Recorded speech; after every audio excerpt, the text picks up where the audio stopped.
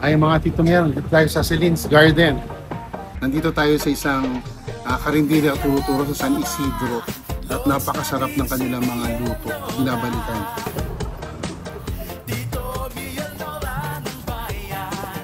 Ay mga Tito Mer, sasalamin muna ako.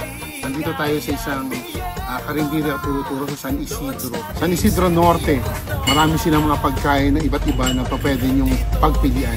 O tara, kain na! Napakasarap ng kanilang mga luto. Binabalikan. Kita nyo, in order namin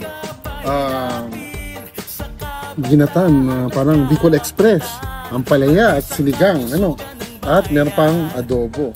Ayan. So, karinderya.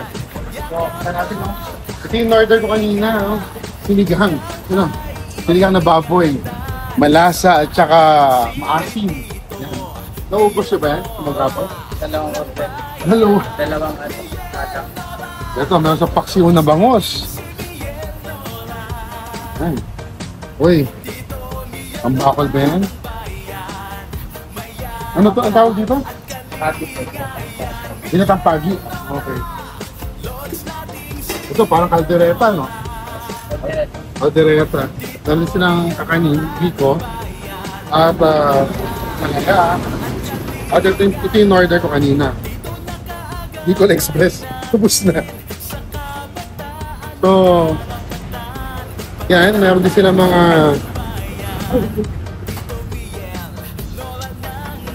punta na dessert. So, nandito ako sa Celine's Garden, San Isidro Norte. Norte nga, no? Norte.